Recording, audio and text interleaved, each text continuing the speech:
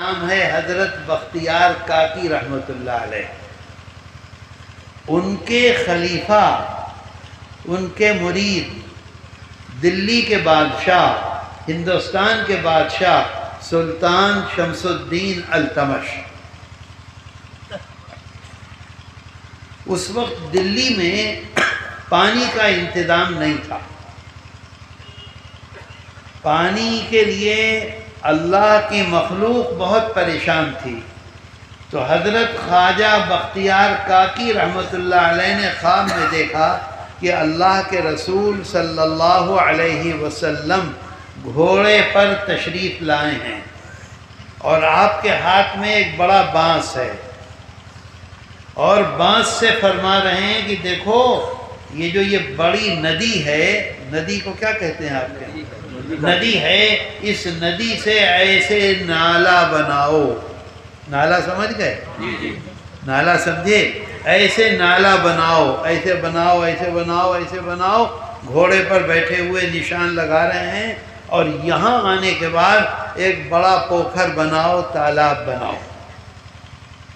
تو لوگوں کو پانی کی پریشانی، بھئی اس کی آواز کم کرو ذرا سا، لوگوں کو پانی کی پریشانی ختم ہو جائے گی۔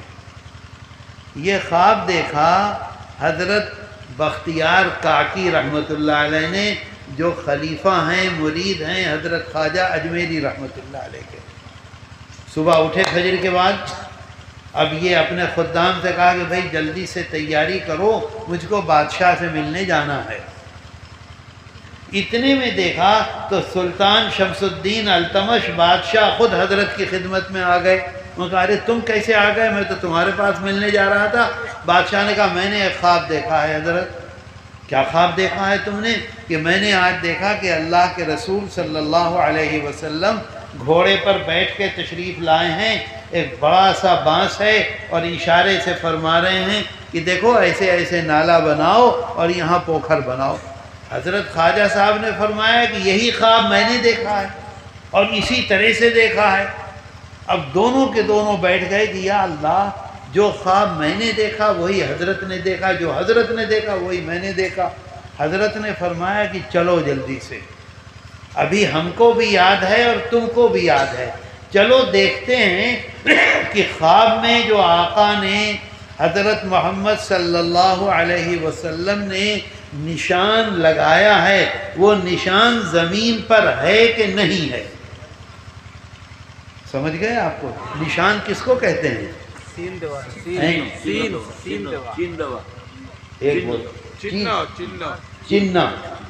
چنہ ہے کہ نہیں ہے؟ چلو دیکھیں۔ دونوں کے دونوں حضرت گھوڑے پر بیٹھ کر بادشاہ شمس الدین التمش اور حضرت خواجہ صاحب تشریف لے گئے۔ اب جو دیکھتے ہیں کہ خواب میں جہاں جہاں نشان دیکھا تھا زمین پر اسی طرح سے نشان بنا ہوا ہے۔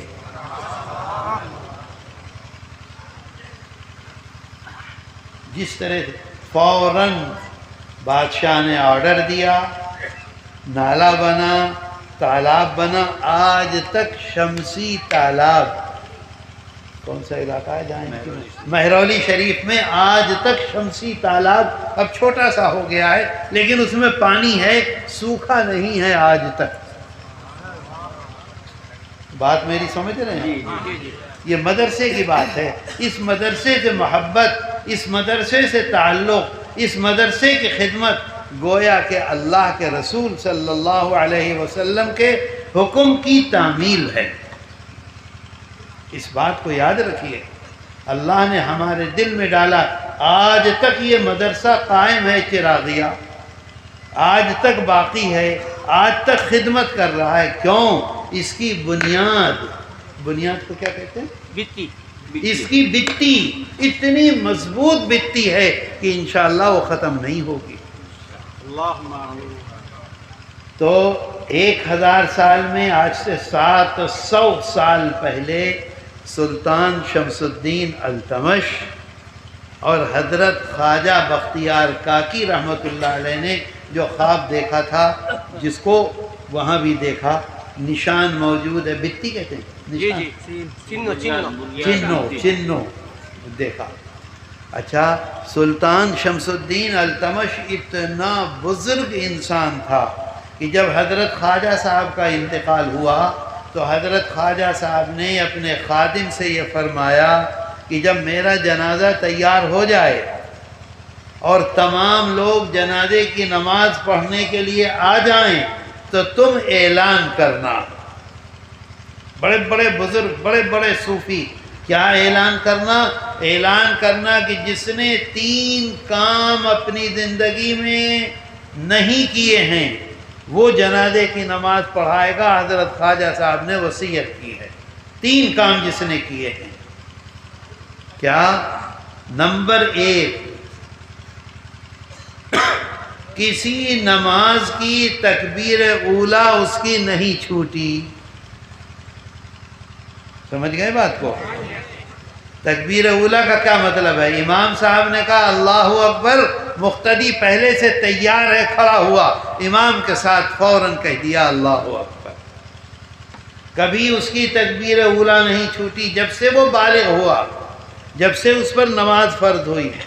دوسرا یہ کہ کبھی اس کی عصر سے پہلے، فرض کے نماز سے پہلے 4 نفلیں وہ ہمیشہ پڑھتا ہو، کبھی 4 نفلیں نہ چھوٹی ہوں عصر کی نماز سے پہلے۔ اور تیسرا اعلان کیا کہ جس نے کبھی بھی کسی غیر محرم کو نہیں دیکھا ہو۔ غیر محرم سمجھ گئے؟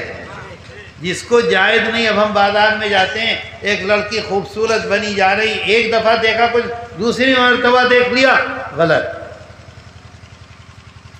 3 اعلان کیے خادم نے، اور یہ کہا کہ حضرت نے اپنے انتقال سے پہلے مجھ سے یہ کہا تھا کہ یہ اعلان کرو، اور اس اعلان کے بعد جس نے ان تینوں چیزوں پر عمل کیا ہوگا وہی جنازے کی نماز پڑھائے گا۔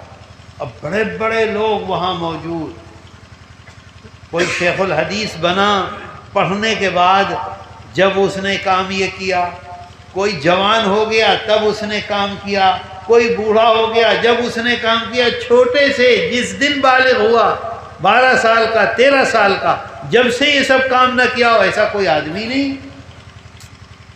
سمجھ رہے ہو بات کو؟ بڑھاپے میں تو ہر آدمی مسجد پہنچ جاتا ہے، سب خاموش۔ اب کون نماز پڑھائے گا حضرت کی؟ اتنے بڑے بزرگ، اتنے بڑے عالم، اتنے بڑے انسان، کون نماز پڑھائے گا؟ آخر میں بادشاہ روتے ہوئے آگے بڑھا اور کہا کہ حضرت نے دنیا سے جاتے جاتے میرا راز کھول دیا، کوئی نہیں جانتا تھا حضرت کے علاوہ میرے اس راز کو۔ اتنا بڑا بادشاہ تھا۔ بات سمجھے؟ ایک بات تو یہ ہو گئی، سمجھ میں آ گئی۔ دوسرا خواب، 1000 سال میں خواب تو بہت لوگ دیکھتے ہیں، خواب میں یہ ہوا، لیکن اگر خواب میں آقا نے اس کو اٹھا کے یہاں رکھا ہے تو صبح کو آ کر یہاں رکھی ہوئی ملنی چاہیے، یہ ہے بات۔ دوسرا خواب، جب دارالعلوم دیوبند کی نیو رکھی جا رہی تھی، جب دارالعلوم دیوبند کی بنیاد رکھی جا رہی تھی، نیو کہتے ہیں نا؟ بتی سمجھ گئے؟ نیو نہیں سمجھے تھے؟ نیو سمجھے تھے کہ نہیں سمجھے؟ جب دارالعلوم دیوبند کی بتی رکھی جا رہی تھی تو دارالعلوم کے اس وقت کے بڑے بڑے علماء اور اکابر انہوں نے فیصلہ کیا کہ بلڈنگ ایسے بنائیں گے۔ سمجھے بات کو؟ یہ فیصلہ کر دیا ادھر بلڈنگ بنے گی، کیونکہ ادھر تالاب تھا پانی کا، تالاب جانتے ہو؟ ادھر تالاب تھا، بلڈنگ ادھر بنے گی۔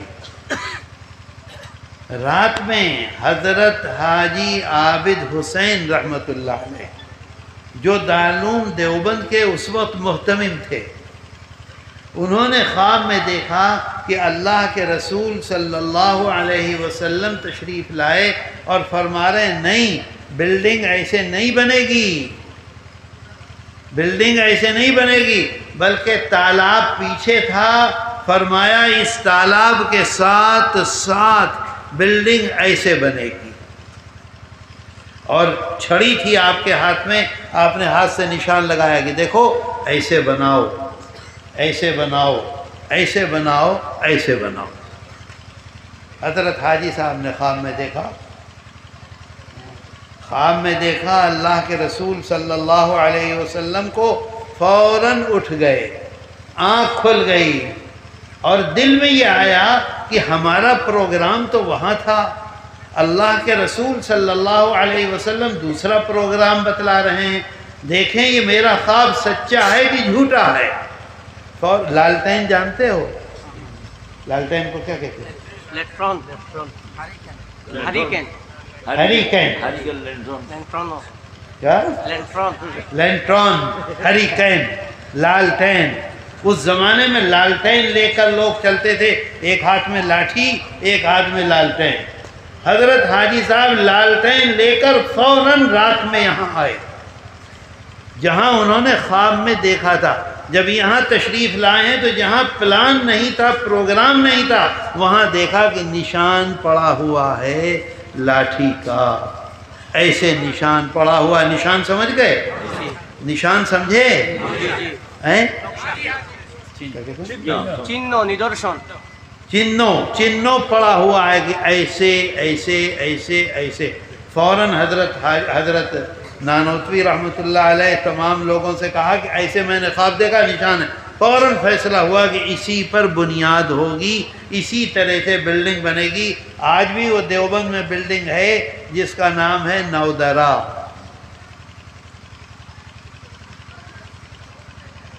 بات سمجھ رہے ہو کہ اس مدرسے کا تعلق کس سے ہے؟ دارالعلوم دیوبند سے۔ اس میں پڑھ کے کہاں سے آئے لوگ؟ دیوبند سے پڑھ کے آئے، وہاں سے پڑھ کے آئے، انہوں نے بنیاد رکھی۔ اس کو بھی ایک سناتا ہوں۔ حضرت حاجی عابد حسین بہت بزرگ آدمی تھے، مہان انسان تھے، سید تھے۔ ایک دن وہ دارالعلوم دیوبند کے اہتمام جانتے ہو؟ اہتمام کو کیا کہتے ہیں؟ آپ بھی نہیں جانتے؟ ارے جہاں محتمم بیٹھتا ہے، محتمم آفس، محتمم آفس، سمجھے اب بات کو؟ محتمم آفس سے وہ نیچے اترے تو دیکھا کہ ایک طالب علم کو کیا کہتے ہیں؟ چھترو آیا، ذرا گلاس اٹھائیے۔ چھترو آیا اور ایسے اس کے پاس دارالعلوم کا سالن تھا، سالن سمجھے؟ ترکاری تھی، اور دکھلا کے کہا یہ ترکاری تمہارے ہاں پکتی ہے، اس میں پانی ہی پانی ہے، میں یہ ترکاری نہیں کھاؤں گا، اور ایسے پھینک دیا۔ سمجھ گئے بات کو؟ یہ ترکاری میں نہیں کھاتا، اس میں پانی بہت ہے۔ پانی کو کیا کہتے ہیں؟ پانی بہت ہے، میں نہیں کھاتا، ایسے پھینک دیا۔ حضرت حاجی صاحب کھڑے ہو گئے چھڑی کا سہارا لگا کے، اور فرمایا کہ یہ دارالعلوم کا طالب علم نہیں ہے۔ طالب علم سمجھ گئے؟ شترو نہیں ہے دارالعلوم کا۔ لوگوں نے کہا حضرت یہ دارالعلوم کا شترو ہے، کہا کہ نہیں ہے، کہا کہ نہیں ہے، کہا کہ نہیں ہے۔ تو حضرت نے فرمایا کہ جاؤ معلوم کرو کہ یہ دارالعلوم کا شترو ہے کہ نہیں ہے۔ اچھا، یہ واقعہ ہے عصر کی نماز سے پہلے کا۔ کس وقت کا واقعہ ہے؟ عصر کی نماز سے پہلے کا۔ آج بھی دارالعلوم دیوبند میں شام کا کھانا عصر کی اذان سے پہلے مل جاتا ہے، عصر کی نماز تک کھانا ختم ہو جاتا ہے، تو نماز سے پہلے کا واقعہ ہے۔ حضرت کھڑے ہو گئے کہ بھئی یہ دارالعلوم کا شترو ہے کہ نہیں۔ لوگوں نے تحقیق کی، معلوم ہوا کہ دارالعلوم کا شترو نہیں ہے، یہ دارالعلوم کا طالب علم نہیں ہے۔ تو حضرت نے کہا الحمدللہ۔ لوگوں نے پوچھا کہ حضرت آپ نے کیسے اس کو پہچان لیا؟ اور پہچاننے کے بعد جب ہم نے کہا کہ دارالعلوم کا طالب علم نہیں ہے تو کیسے آپ نے الحمدللہ کہا؟ تو حضرت نے فرمایا کہ آج رات میں نے ایک خواب دیکھا تھا، اور میں نے ابھی کسی کو نہیں بتلایا اس خواب کو۔ اگر یہ دارالعلوم کا طالب علم ہوتا تو میرا خواب جھوٹا تھا۔ جھوٹا سمجھے؟ متا تھا اور دارالعلوم کا طالب علم نہیں ہے تو میرا خواب سچے کو کیا کہتے ہیں؟ سدو ہے، ستو ہے، سچا خواب ہے۔ ان کا حضرت کیا خواب دیکھا آپ نے؟ تو دارالعلوم میں ایک کیا دیکھ رہے ہیں آپ؟ کیا پریشانی آپ کو شروع ہوئی؟ کبھی ادھر کبھی ادھر، اب مجھے تھوڑا یاد رہے گا کیا کہنا۔ اب لوگوں نے کہا حضرت کیا خواب دیکھا؟ تو حضرت نے فرمایا کہ آج رات میں نے خواب دیکھا کہ دارالعلوم میں ایک کنواں ہے، کنواں جانتے ہو؟ اس کا نام ہے احاطہ مولسری میں وہ کنواں ہے، تو احاطہ مولسری۔ تو انہوں نے فرمایا کہ میں نے آج خواب میں دیکھا کہ جہاں کنواں ہے وہاں بہت بڑی حوض ہے۔ حوض کو کیا کہتے ہیں؟ ارے مسجد میں حوض بناتے ہیں وضو کے لیے، کیا کہتے ہیں اسے؟ حوض، حوض کہتے ہیں اسے۔ مسجد میں جو وضو کرتے ہیں پانی بھرا رہتا ہے چاروں طرف سے،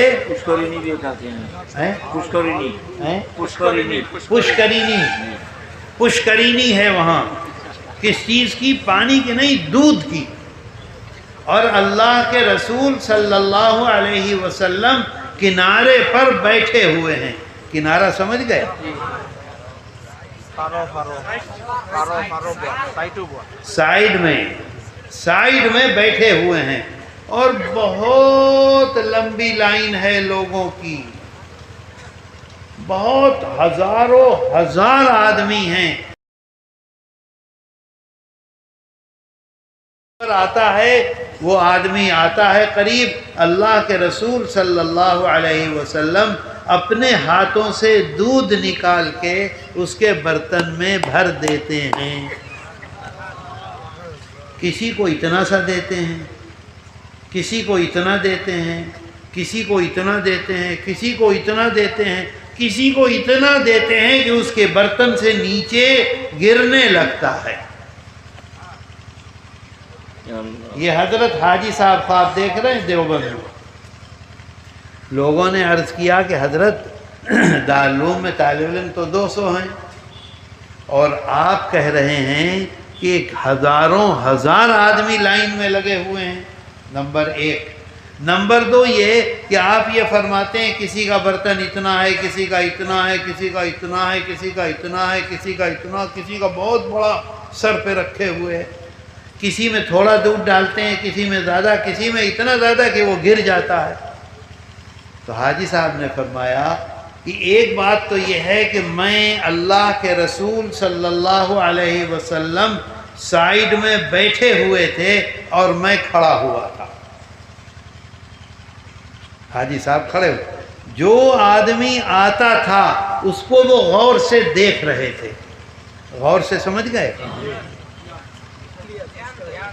دھیان سے۔ اب مجھے افسوس ہوتا ہے کہ آپ کی زبان نہیں جانتا، دھیان سے اسے دیکھ رہے تھے، جو آدمی آتا تھا اسے دیکھتے تھے دھیان سے۔ تو کہنے لگے کہ کچھ لوگ تو وہ تھے جن کو میں جانتا ہوں، چینتا ہوں، وہ آئے، کچھ لوگ وہ تھے جن کو میں چینتا نہیں ہوں، جن کو چینتا ہوں، جانتا ہوں، وہ آئے۔ تو یہ طالب علم تھا، اسٹوڈنٹس تھا، جس نے میرے سامنے آ کر سالن کو ایسے پھینک دیا اور کہا میں یہ نہیں کھاؤں گا، اس کو میں نے رات نہیں دیکھا۔ سمجھے بات کو؟ بات سمجھے کہ نہیں سمجھے؟ رات میں جو لوگ لائن میں لگے ہوئے تھے، ان لائن میں ہر آدمی کو چین رہا تھا۔ یہ لڑکا آیا، یہ طالب علم آیا، یہ شترو آیا، یہ وہاں رات نہیں تھا۔ اس وجہ سے میں نے یقین سے یہ کہا کہ معلوم کرو یہ دارالعلوم کا شترو نہیں ہے، دارالعلوم کا طالب علم نہیں ہے۔ اگر یہ دارالعلوم کا طالب علم ہوتا تو میرا خواب جھوٹا ہوتا۔ جھوٹے کو کیا کہتے ہیں؟ متّا ہوتا۔ اور اگر یہ طالب علم نہیں ہے تو متّا ہوتا، نہیں ہے تو سچا خواب ہے۔ تو بات طے ہو گئی کہ سچا ہے خواب۔ اب لوگوں نے عرض کیا کہ حضرت یہ بتائیے کہ دارالعلوم میں طالب علم تو 200 ہیں، آپ کہہ رہے ہیں ہزاروں. تو کہنے لگے میں یہ سمجھتا ہوں کہ جب تک دارالعلوم دیوبند اس دنیا میں باقی رہے گا، جب تک یہاں لوگ آتے رہیں گے اور دارالعلوم سے فائدہ اٹھاتے رہیں گے، دارالعلوم میں پڑھتے رہیں گے، دین حاصل کرتے رہیں گے، دین کی حفاظت کرتے رہیں گے، اللہ اور اللہ کے رسول کی دین کا لائے ہوئے دین کو حفاظت کریں گے، قرآن کی حفاظت کریں گے، حدیثوں کی حفاظت کریں گے، وہ سب کے سب لائن میں آ گئے. 1000 سال باقی رہے، 500 سال باقی رہے، 100 سال باقی رہے، 200 سال باقی رہے. اچھی بات. اب یہ پوچھا کہ یہ بتلائیے کہ کسی کے پاس چھوٹا برتن، کسی کے پاس بڑا برتن، کیا بات ہے؟ پان کھا رہا ہے بیٹھا ہوا بکری کی طرح سے اور دائیں بائیں دیکھ رہا. کسی کے پاس چھوٹا، یہ اسٹیج پہ آ کے پتہ نہیں کیوں بیٹھ جاتے ہیں. ہاں پٹائی کرو ان کی، چلو بیٹھ جاؤ. کسی کے پاس بڑا برتن، کسی کا گر رہا ہے.